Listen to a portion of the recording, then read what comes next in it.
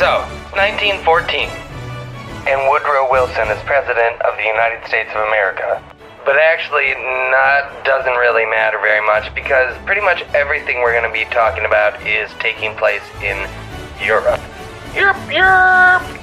But before we really get into the story of the 7 attempted assassinations of me, this guy, Archduke Franz Ferdinand, heir apparent to the Austria-Hungarian throne, we need to lay some groundwork. In fair Verona, where we lay our city... Wait, wrong script, hold on. Okay, so some of you are aware that there are present-day countries named Austria, with its capital, Vienna, and Hungary, with its capital, Budapest.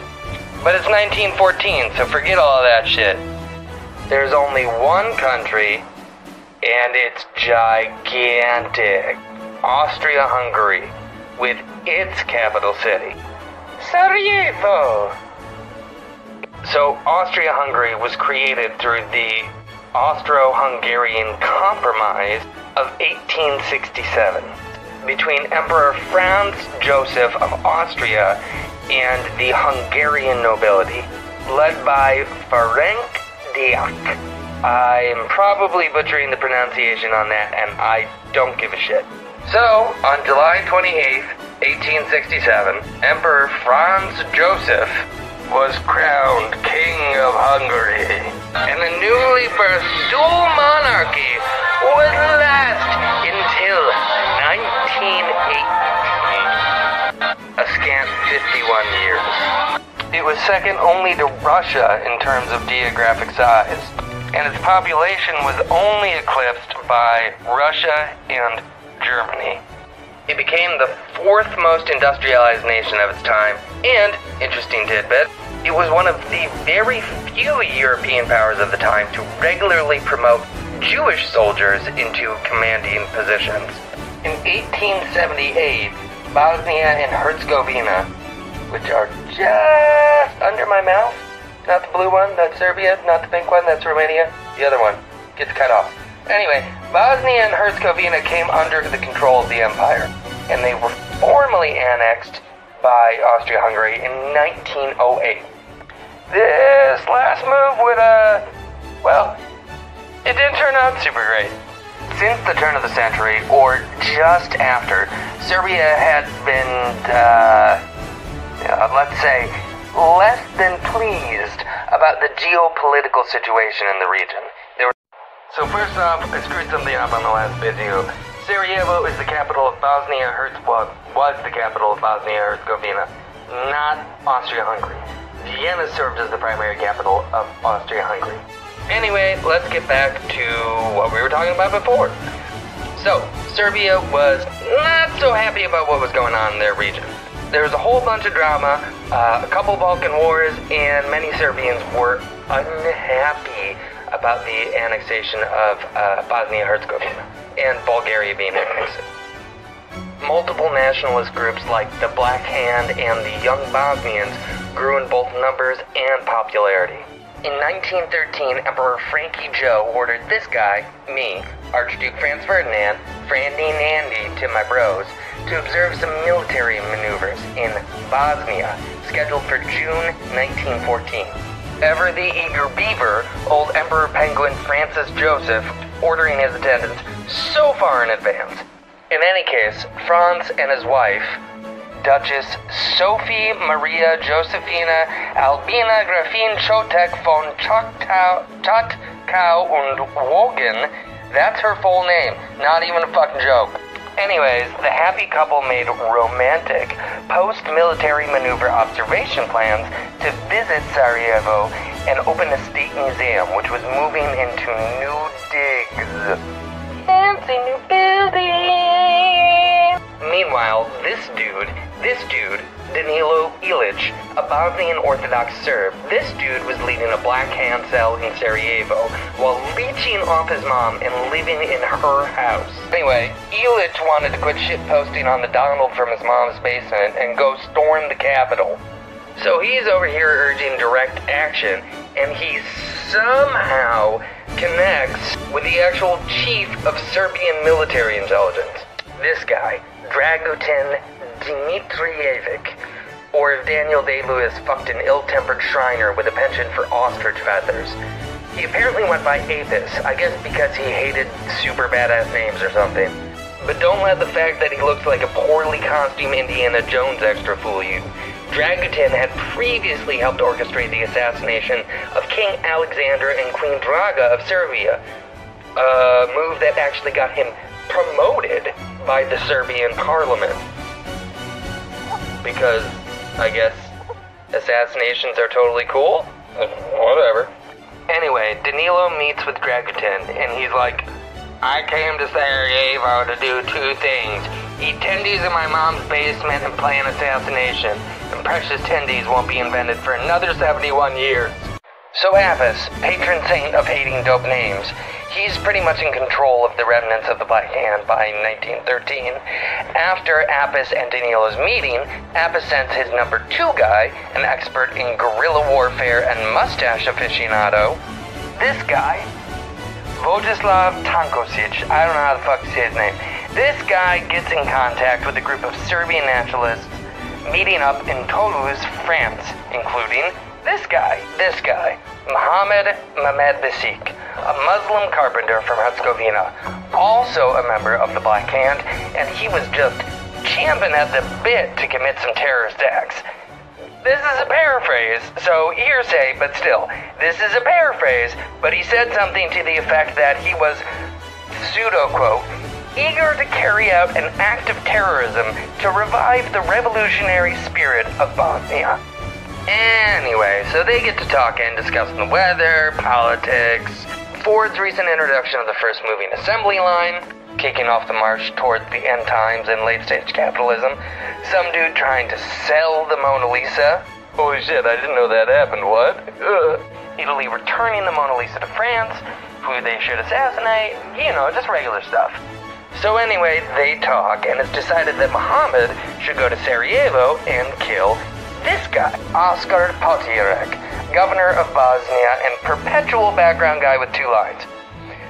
So Eminem hops on a train to Bosnia-Herzegovina. Chugga, chugga, chugga, chugga, here he goes.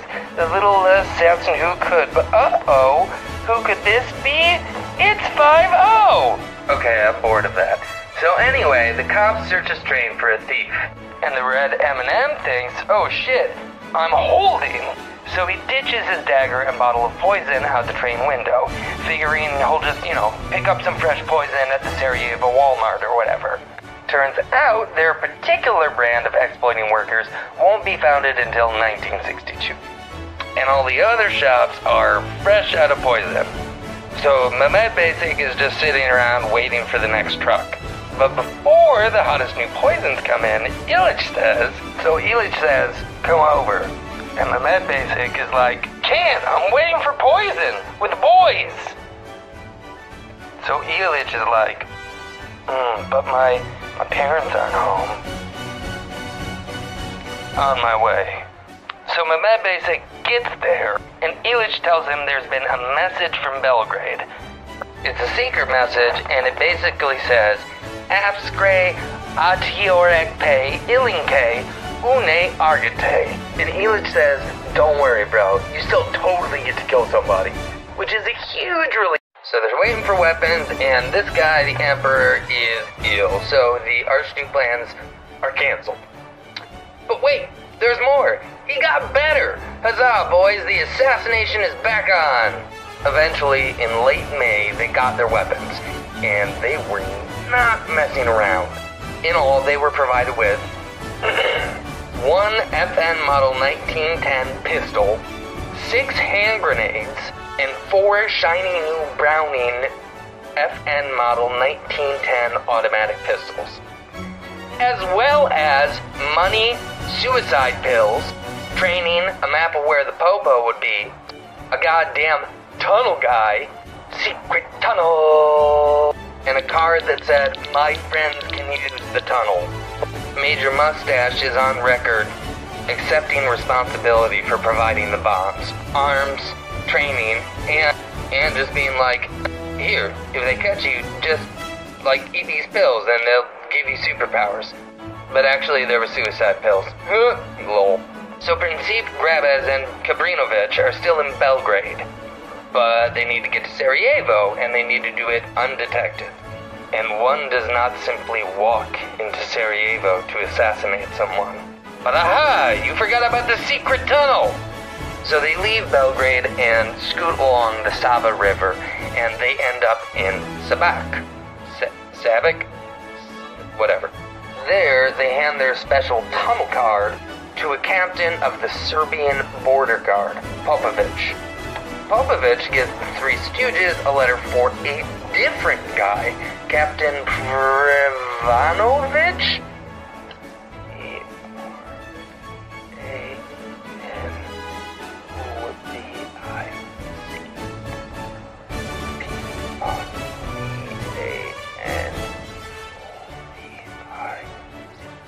So they get a letter for this other guy, Captain Prevanovic, renowned continent lover. Popovic also filled out a phony form giving these three assumed identities as customs officials. This was so they could, get this, get a discount on their train tickets. So they buy their cheap train tickets and take the train to this wee little border town, Loznica. So Princip, Grabez, and Kabrinovich meet up with Prevanovic in Loznica, and he calls his boys to brainstorm ways to get the assassins across the border. So while they're chilling waiting for the homies, Princip and Grabez get into an argument with Kabrinovich and tell him to kick rocks. So Kabrinovich gives the other two his weapons and fucks off to cross the border on his own. To be continued in the next part. So Prevanovic's crew finally shows up, and one of them, Sergeant Budivojevich, hater of vowels. Fuck yeah, I love those guys killed that guy. I frickin' hate Frankie J. So he takes Princip and Grabez to this dinky little island in the Drina River. On the other side of the river, Bosnia. So Gribic introduces Princip and Grabez to members of the Narodna Odbrana, a different Serbian nationalist group.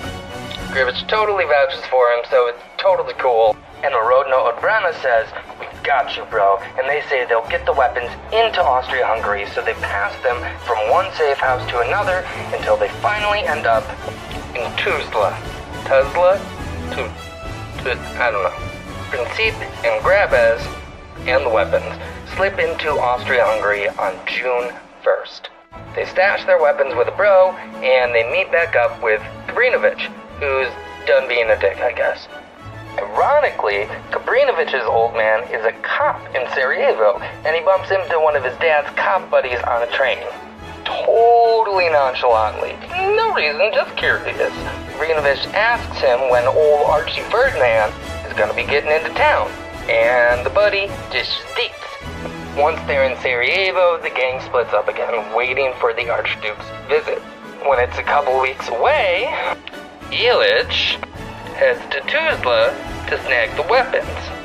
The dude hides them in a big old box of sugar, switches trains a couple times to dodge the cops, and gets them safely back to his mom's basement, where he hides them in a suitcase under her fucking couch. So at this point, the weapons are in Sarajevo, the assassins are in Sarajevo, and they know when his dookiness is gonna be in Sarajevo. The stage is set. On June 27th, Illich sends a group text to everyone, telling them to meet up. Everybody shows up and they're like, "Who the hell are these other schmucks?" Because Illich kept everyone's identity secret from one another like a cheating ex-boyfriend. So Illich introduces everyone, hands out weapons, and tells everyone the plan. They shoot off a blank postcard to the local Black Hand guy, and they're set to go the next morning. It's finally assassination time! But I'm gonna have to continue it in the next video because I'm almost out of time.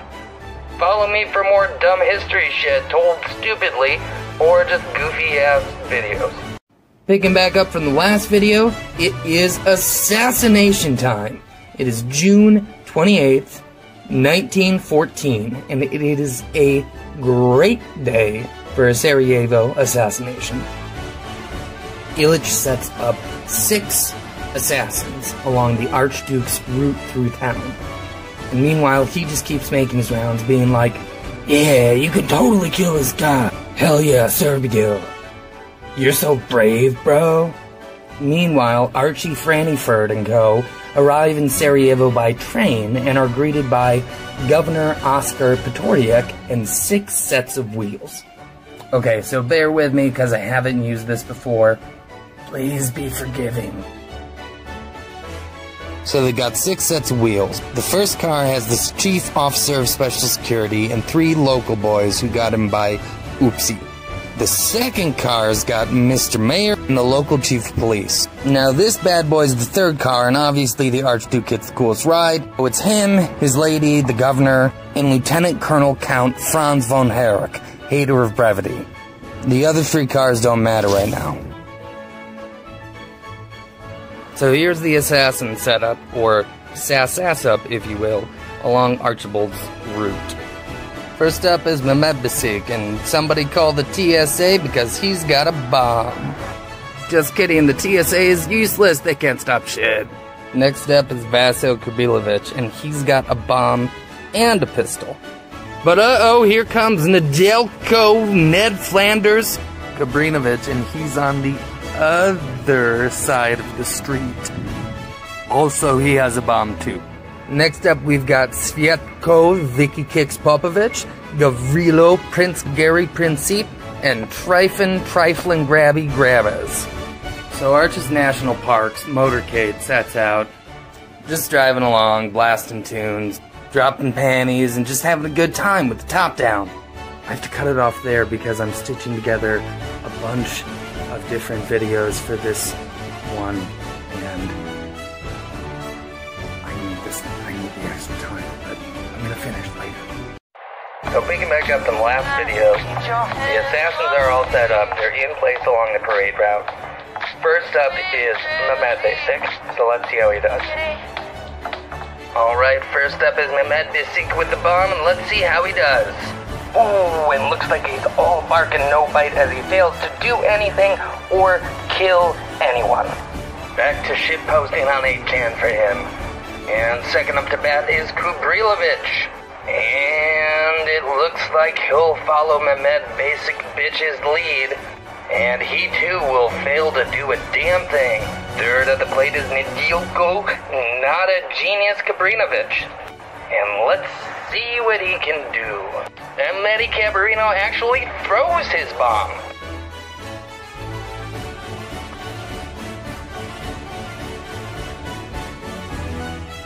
Rolling and it explodes under car 4. Well, Cotton looks like Natty Catty injured round a score there, and car number 4 is out of commission. Now let's see how Nedeljko Ned Tugin Kabrinovich is reacting to that one. And Nedbrina Vicky has swallowed his cyanide pill, and for good measure, he has jumped into the Miljacka River in hopes of drowning himself.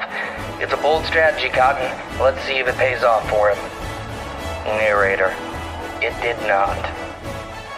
So the funny thing is, the cyanide was old because I guess cyanide expires or something, so it didn't kill him. What it did do was induce vomiting. Also, the mighty Miljacka River, although the mighty Miljacka is only about yay deep where Kabrinovich jumped in. So the police just yoinked this dude out of the water, and the crowd just beats the absolute shit out of him, while the cops are just like, stop, don't, come back. So they arrest Kabrinovich, bake him away, toys, and haul him off to jail. The Archduke and his motorcade blow past the last 3 would-be assassins, Popovich, Princip, and Graves, as they marched in step with Mehmed Besik and Kubrilovich, and all failed to do anything or kill anyone. So the motorcade rolls up to the town hall, where a fancy reception is all set up, probably with streamers and shit, whole 9 yards. And at this point it sounds like the plot, or assassination plots, have pretty well failed. But wait, I thought you said there were 7 assassination attempts! We're gonna cover the last one in the next video. Probably. So picking up from the last video, Archie Veerfoot Franz is understandably on edge. A little stressed, a little pissed off. I mean, some dude literally just tried to blow him up.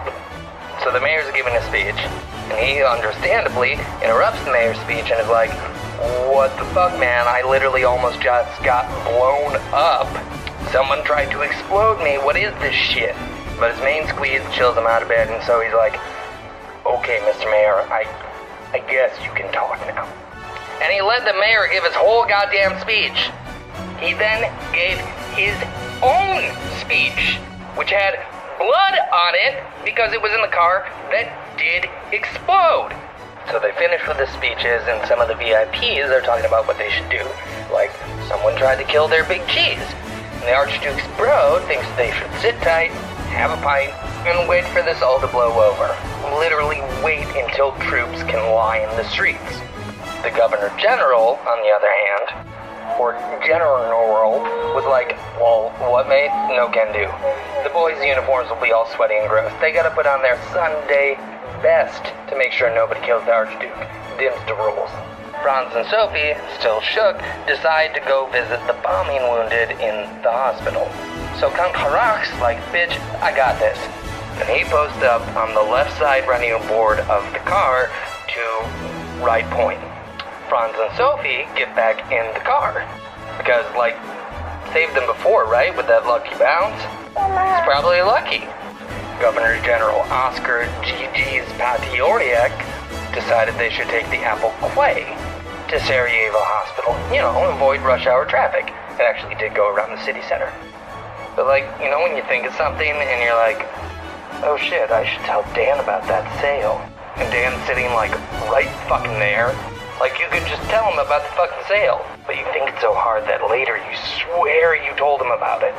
But actually you just thought it, and you didn't say anything out loud. Yeah, well, old Oscar Pottery Barn did an oopsie and forgot to tell the drivers of the cars about the route change.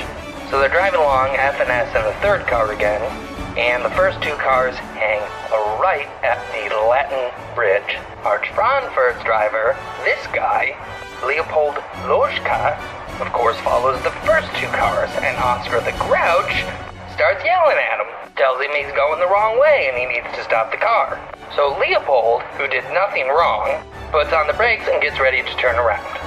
This, unfortunately, causes the car to stall. And I'm almost out of time again, so we're going to need to finish it up in the next and hopefully last part. Alright, so picking back up from the last video, Leopold unfortunately has stalled the car through no fault of his own. Meanwhile, Gabriel Principe, ever the go-getter, has been thinking about how he can get a do-over on the Assassination 303 final. And he posts up in front of a local deli near the Latin Bridge, Sheila's Delicatessen. None like a good mutton, lettuce, and tomato for the hungry assassin on the go. Now, the attentive viewer might say, "That's the second time you've mentioned that bridge." And you're right! Unluckily, or luckily, depending on your perspective, Principe happened to pick the right deli to get lucky. When the Archduke's vehicle stalled, Principe was in the perfect position. He approached the car, stepped up on the car's footboard, and fired his pistol twice. He then attempted to shoot himself, but he was restrained and taken into custody before a third shot could be fired. The first bullet struck the Archduke in his jugular, the second Sophie's abdomen. Principe later stated the second shot was intended to kill G.G. Oscar. Sophie immediately lost consciousness, falling to drape over her husband's legs. Franz lost consciousness while being rushed to the governor's house. Per Count Herrich, Archduke Franz Ferdinand's last words were, "Sophie, Sophie, don't die, live for our children," followed by several assurances of "it's nothing" concerning his gunshot wound. Sophie was dead before they reached the governor's, and Franz followed her 10 minutes later. Both died before noon. What followed was, not great. Austria-Hungary saw widespread outrage and anger at Serbians, sometimes expressed through violence and pogroms against Serbs. In July, Aussie-Hungies sent Serbia a sternly worded letter, making several demands, including propaganda calling for the violent annihilation of Austria-Hungary had to go. The people in charge of making the propaganda had to go. Narodna Odbrana, who muled the assassins and their weapons, had to go, and any Serbians who'd helped plan the assassination should be arrested. Oh, and they only gave them 48 hours to acquiesce to all their demands. From there, it gets really messy. Basically, a bunch of different diplomatic treaties, alliances, and agreements were piled on top of one another, and they all went off like a ping pong ball tossed into a room full of mousetraps. But that's like a whole nother video, or rather, whole series of videos. So that's the story of the 7 attempted assassination of Archduke Franz Ferdinand.